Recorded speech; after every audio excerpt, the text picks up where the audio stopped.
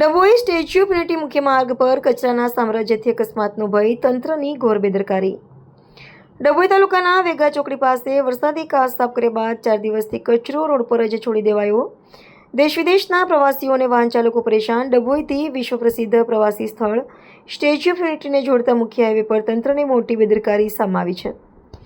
ડભોઈ વેગા ચોકડી નજીકથી પસાર થતી વરસાદી કાચની સાફ સફાઈ તો કરવામાં આવી, પરંતુ તેમાંથી નીકળેલો તમામ કચરો મુખ્ય માર્ગ પર જ ફેંકી દેવામાં આવ્યો છે। આ ઘટનાને 4 દિવસ વીતી ગયા હોવા છતાં સ્ટેટ હાઈવેના અધિકારીઓ દ્વારા કચરો હટાવવાની તસદી લેવામાં આવી નથી।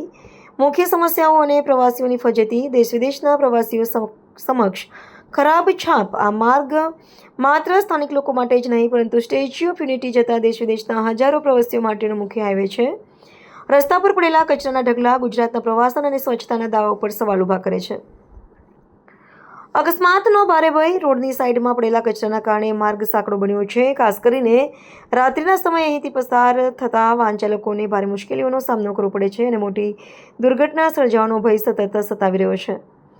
છેલ્લા 4 દિવસથી ગંદકી અને કચરો રસ્તા પર જ પડ્યો હોવાથી સ્થાનિક રાહદારીઓ અને વાહન ચાલકોમાં તંત્ર સામે ભારે નારાજગી જોવા મળી રહી છે। હવે જોવાનું એ રહ્યું કે શું સ્ટેટ હાઈવે વિભાગના કુંભકર્ણ નિંદ્રામાં પડેલા અધિકારીઓ જે આક્ષેપ કર્યા, આખરે ક્યારે આ કચરાના ઢગલા સાફ કરવામાં આવશે અને વાહન ચાલકો તેમજ રાહદારીઓને આ જોખમી મુશ્કેલીમાંથી ક્યારે મુક્તિ મળશે તે હવે જોવું રહ્યું।